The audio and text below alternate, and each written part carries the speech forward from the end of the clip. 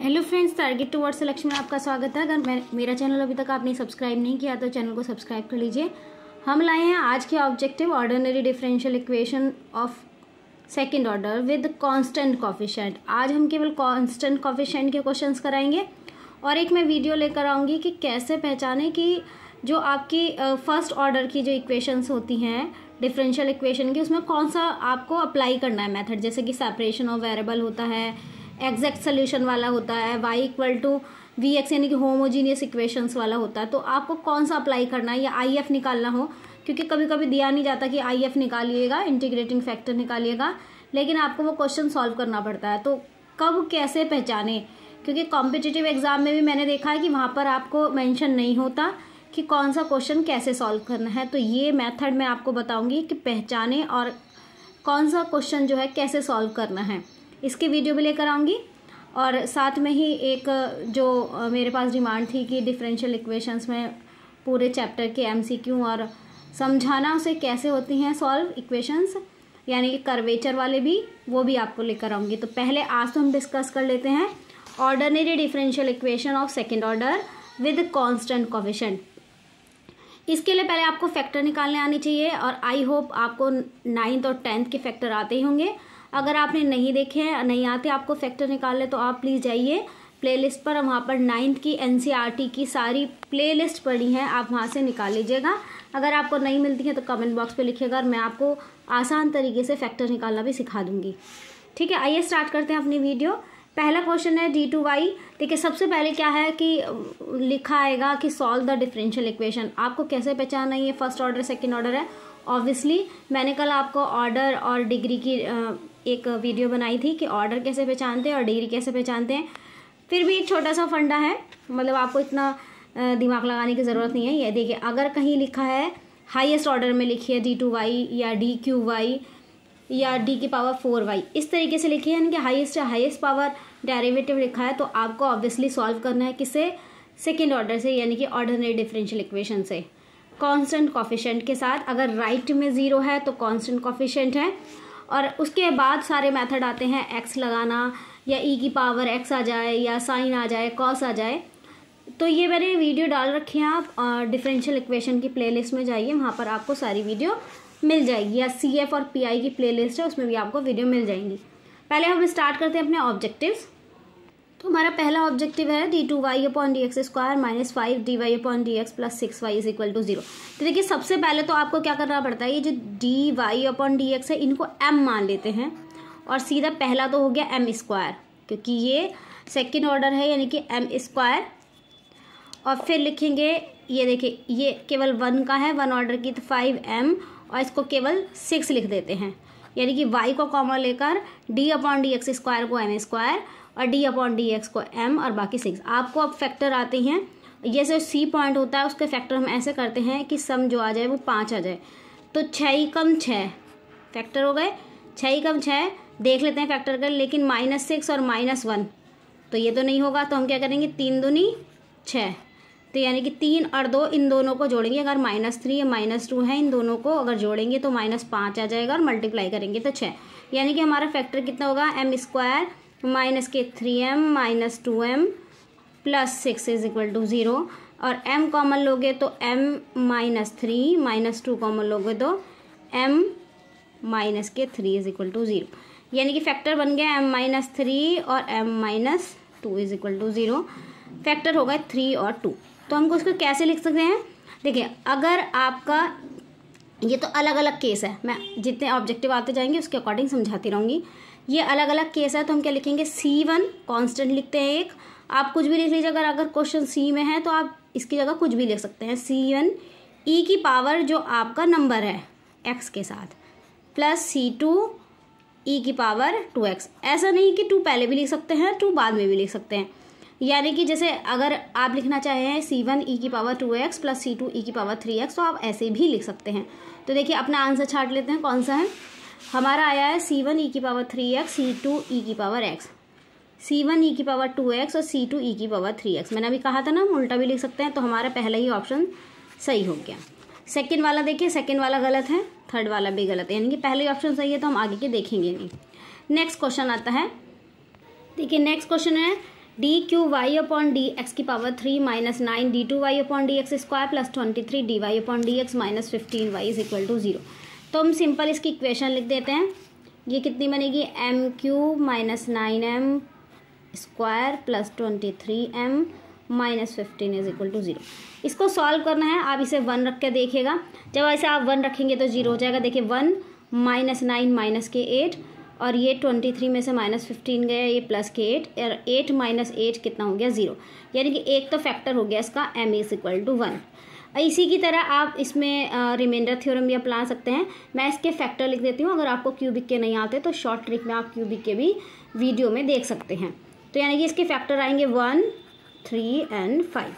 तो हम direct answer लिखते हैं C1 e की power x plus C2 e की power 3x plus C3 e की पावर 5x। देख लेते हैं कौन सा आंसर सही है। C1 e की पावर x, C2 e की पावर माइनस x, नहीं माइनस वाले तो था ही नहीं। C1 e की power x plus C2 e की power 3x plus C3 e की पावर 3x। आंसर कौन सा हुआ, बी ऑप्शन। बाकी आपको देखने की ज़रूरत नहीं है। नेक्स्ट क्वेश्चन देखिए, d two Y upon D x square minus 2 d Y upon D x plus y is equal to 0। सीधी सीधी सी इक्वेशन को हम यहाँ लिख देते हैं, m square minus 2m plus 1 is equal to 0। इसको सॉल्व कर लेते हैं। तो ये देखिए सीधे m माइनस 1 का होल स्क्वायर बन रहा है, यानी कि m के फैक्टर कितने हो गए 1 एंड 1। तो 1 एंड 1 को हम देखें, अब लगातार एक जैसे फैक्टर आए हैं, यानी कि रिपीटेशन में फैक्टर है। पहले रिपीटेशन में नहीं थे, सब अलग अलग थे। जब हमारे रिपीटेशन में फैक्टर आते हैं तो हम क्या लिखते हैं, जितने आए उतने ही कांस्टेंट लगाते हैं। यहाँ पर 2 हैं, अगर 3 आते तो 3 कांस्टेंट लगाते हैं, और 2 हैं तो 2 कांस्टेंट लगाएंगे। प्लस पहले वाले को ऐसे ही रखते हैं, दूसरे वाले के साथ x आते हैं। सपोज करो यहाँ 3 आ जाते हैं तो यहाँ लिखते हैं C2x की पावर 2, C3x की पावर 2। बट हमारे यहाँ 2 है तो हम केवल इतना ही लिखेंगे, यानी कि C1 प्लस C2x। अब जब e की पावर जो कॉफिशिएंट आया, e की पावर कितना है x, तो हमारा आंसर देखिए क्या बन गया था, C1 प्लस C2x e की पावर x। ढूंढ लेते हैं अपना आंसर, C1 e की पावर x, C2 e की पावर x, नहीं ये गलत है। C1 e की पावर x, C2 e की पावर माइनस x, ये भी गलत है। नेक्स्ट है C1 प्लस C2x की पावर e की पावर x। तो हमारा ऑप्शन कौन सा हो गया, थर्ड वाला सही। आई होप आपको क्वेश्चन अच्छे लग रहे होंगे, समझ में भी आ रहे होंगे। नेक्स्ट क्वेश्चन देखते हैं, d की पावर 4 माइनस d की power 3 minus 9d square minus 11d minus 4 is equal to 0। पहले हम इसके फैक्टर सॉल्व करेंगे और उसके बाद हम इसका आंसर करेंगे। तो आइए स्टार्ट करते हैं। देखिए यहाँ मैंने लिख दिया है ये पूरा। इसके फैक्टर देखिए 1 में पुट करती तो 0 नहीं आएगा, 1 और 1 माइनस 0, यहाँ पर आ गया माइनस 9 और माइनस के 11, माइनस 11 माइनस 19 माइनस 4, तो 0 नहीं बना। अब हम माइनस 1 पुट करके देखते हैं, ये 1, ये माइनस माइनस प्लस 1, ये माइनस के 9, ये प्लस के 11, ये माइनस के 4, तो ये हो गया 2, 2 में से 9 गए यानी कि 7, और इसमें से आ गया 7, 7 7 माइनस 0, यानी कि एक फैक्टर क्या हो जाएंगे आपके -1 हो जाएंगे। तो मैं इसको पूरा सॉल्व नहीं कर रही, आप सॉल्व करके लिख सकते हैं। मैं इसकी इक्वेशन बना के दिखा देती हूँ, बस आप उसे सॉल्व कर लीजिएगा। और यह देखिए पूरा सॉल्व करके दिखा देती हूँ, जिससे कि आपको एक क्वेश्चन तो सोल्यूशन पूरा मिल जाए कि कैसे सॉल्व करते हैं पावर 4 वाले का। हमने ये देख लिए थे, हमने वैल्यू पुट करके देख ली थी हमारी कितनी आई थी। अब देखिए, अब मुझे ये 3 जगह रखना है। 3 जगह रखने के बाद मैं क्या करूँगी, ये आपका पूरा सोल्यूशन, इसे मैं 4 जगह रखूँगी क्योंकि मुझे 4 की पावर निकालनी है। ठीक है, अब मैं इसकी जगह रख के दिखा देती हूँ और समझा देती हूँ कैसे कैसे किया। देखिए पहली बात, हमें m की पावर 4 लाना है। तो जैसे ये कि इसमें क्या मल्टीप्लाई करूँगी m की पावर 4 आ जाए, यानी कि m की पावर 3, तो बन गया m की पावर 4। अब यहाँ देखना क्या बना, m की पावर 3 बना, बट मुझे क्या चाहिए, माइनस की m पावर 3। तो क्या मैं इसमें से -2 से मल्टीप्लाई कर दूँ, क्योंकि अगर मैं -2 से मल्टीप्लाई करूँगी तो -2 से मल्टीप्लाई करके दिखा देती हूँ, -2 और m क्यूब से मल्टीप्लाई कर दी, लेकिन क्यूब नहीं चलेगा, ये पावर 4 हो जाएगा, तो हम इसे करेंगे m स्क्वायर से मल्टीप्लाई। ठीक है, अब देखिए यहाँ तक का मैं सॉल्व करके बता देती हूँ। पहला आया m की पावर 4, यानी कि यहाँ पर कितना है m की पावर 4 प्लस m की पावर 3 माइनस 2 m की पावर 3, तो बन गया ना माइनस m की पावर 3 ऊपर वाला।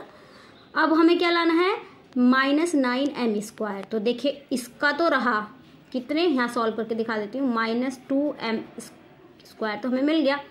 अब मैं इसमें ऐसे क्या मल्टीप्लाई करूँ कि मेरा -9 आ जाए, तो -7 और चाहिए, तो मैंने यहाँ पर क्या करा, -7m से मल्टीप्लाई कर दी। तो देखिए कितना बन जाएगा, -7m square, -2m square -7m square कितना बन गया, -9 बन गया -9। अब मुझे चाहिए 11m।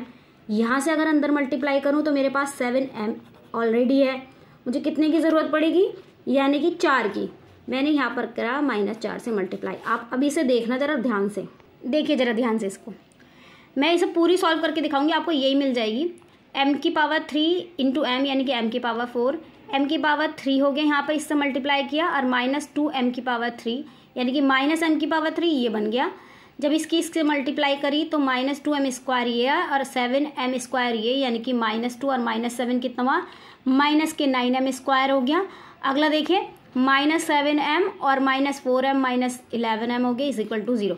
आपको क्या केवल इसके कोफिशिएंट लिखने m³ -2m² -7m -4, और एक ऑलरेडी फैक्टर मेरे पास कितना आ गया था, m+1।